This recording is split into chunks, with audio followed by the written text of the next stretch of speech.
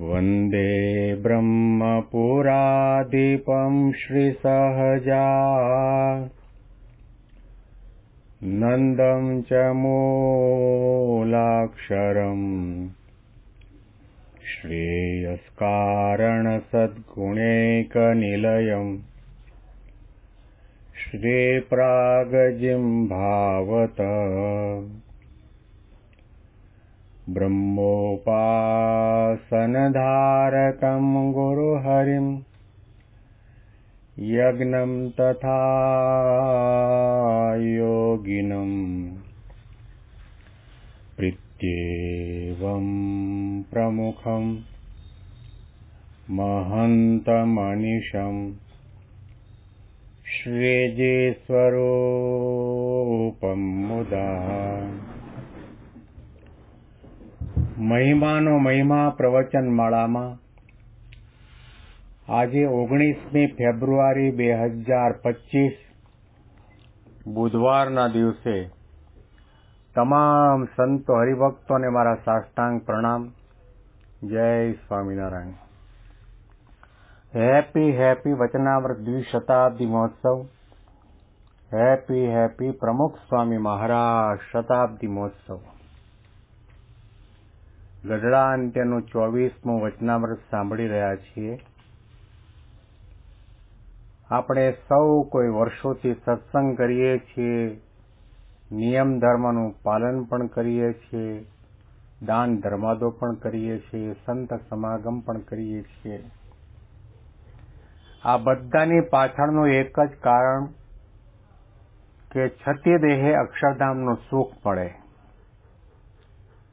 છતી દેહે નિર્વાસનિક થવાય, છતી દેહે ગુણાતીત ભાવને પમાય અને દેહ મૂક્યા પછી અક્ષરધામમાં ભગવાન પુરુષોત્તમ નારાયણની અખંડ સેવામાં રહેવાય. આ માત્ર આપણો હેતુ છે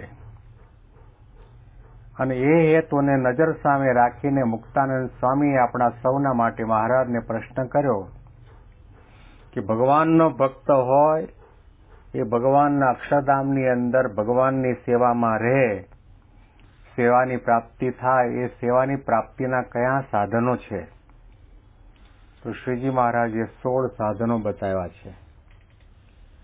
શ્રીજી મહારાજ બોલ્યા છે, એ શ્રદ્ધા, સ્વધર્મ, વૈરાગ્ય, સર્વ પ્રકારે ઇન્દ્રિયોનો નિગ્રહ કરવો, અહિંસા, બ્રહ્મચર્ય, સાધુનો સમાગમ, આત્મનિષ્ઠા, મહાત્મ જ્ઞાનયુક્ત એવી જે ભગવાનની નિશ્ચળ ભક્તિ, સંતોષ, નિર્દમપણું, દયા, તપ, પોતાથી ગુણે કરીને મોટા જે ભગવાનના ભક્ત તેમને વિશે ગુરુભાવ રાખીને તેમને બહુ પ્રકારે માનવા અને પોતાને બરોબરિયા જે ભગવાનના ભક્ત તેમને વિશે મિત્રભાવ રાખવો, પોતાથી ઉતરતા જે ભગવાનના ભક્ત તેમને વિશે શિષ્યભાવ રાખીને તેમનું હિત કરવું.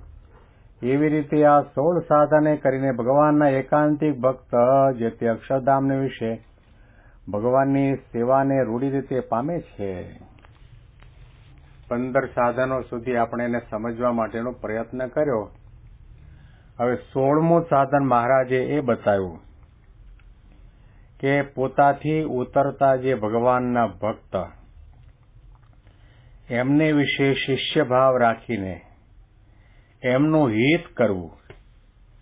આવી રીતે આ 16 સાધને કરીને ભગવાનના એકાંતિક ભક્ત જે તે અક્ષરધામને વિશે ભગવાનની સેવાને રૂઢી રીતે પામે છે. અક્ષરધામમાં ભગવાનની સેવા પ્રાપ્ત કરવી હોય તો આ 16 સાધનની આપણા જીવનમાં અપનાવવાની જરૂર છે. પોતાથી ઉતરતા. જો કે આપણે તો આપણી નજરની અંદર બધાને આપણાથી ઉતરતા જ માનીએ છીએ. એવું પણ નથી.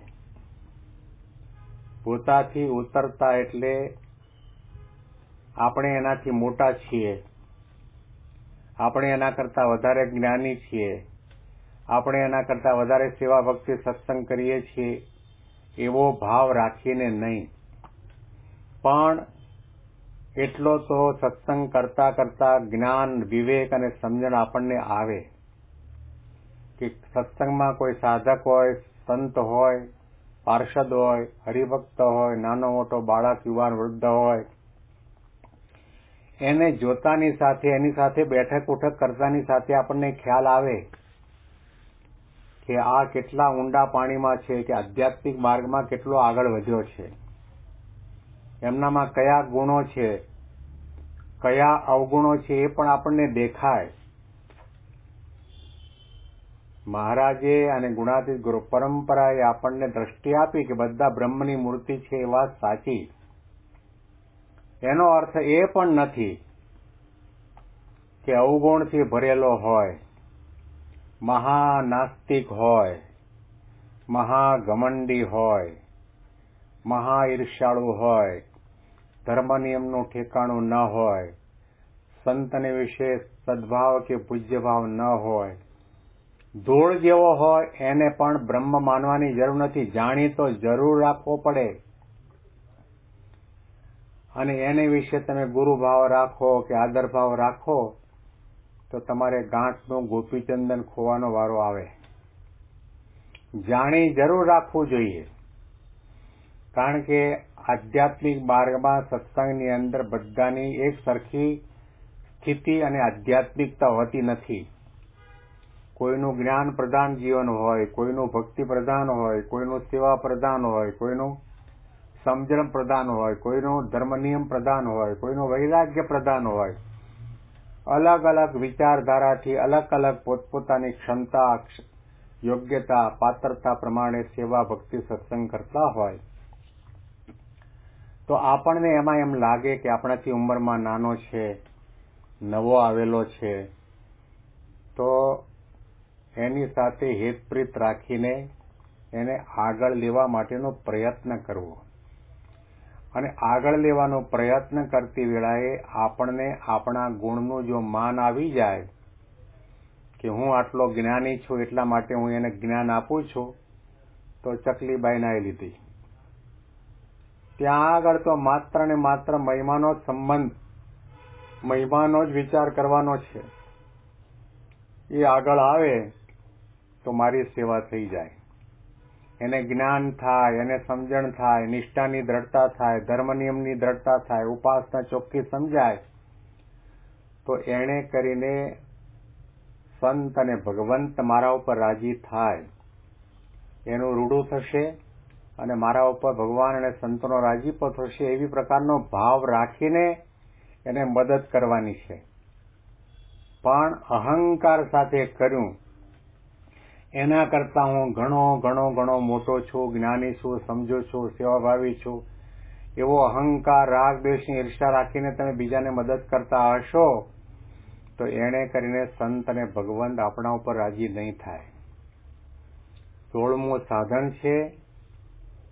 સામાન્ય જેવું લાગે પણ ઘણું કઠણ છે, કારણ કે ખૂણે ખાંચરે દિલ દિમાગની અંદર એવો ઓછા વધતા પ્રમાણમાં એવો ભાવ આવી જ જાય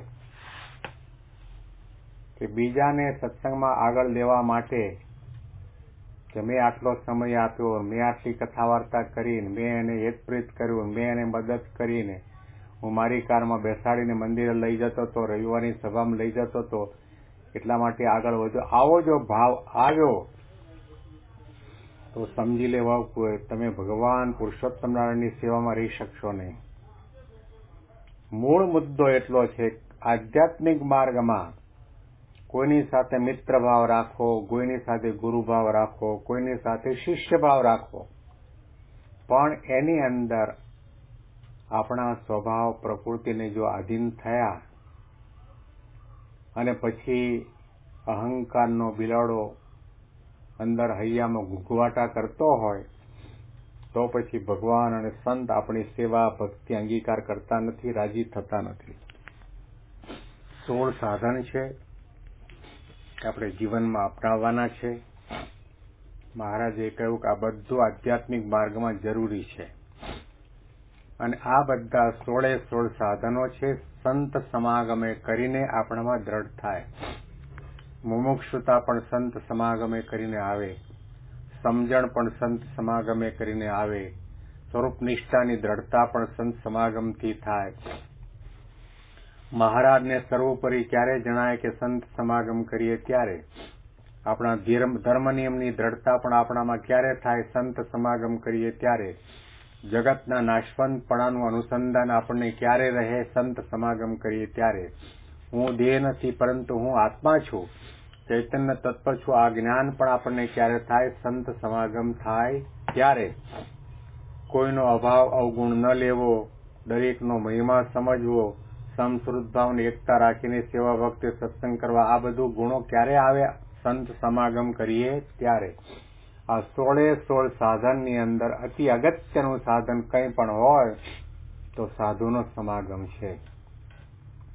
વિવેક દ્રષ્ટિ આવે, વિનમ્રતા આવે, સંયમ આવે, મુમુક્ષુતા આવે, શ્રદ્ધા પણ જાગે, વિશ્વાસની દ્રઢતા પણ થાય, મહારાજની સ્વરૂપ નિષ્ઠા પણ પાકી થાય, પ્રગટને વિશે પ્રીતિની આત્મબુદ્ધિ પણ થાય.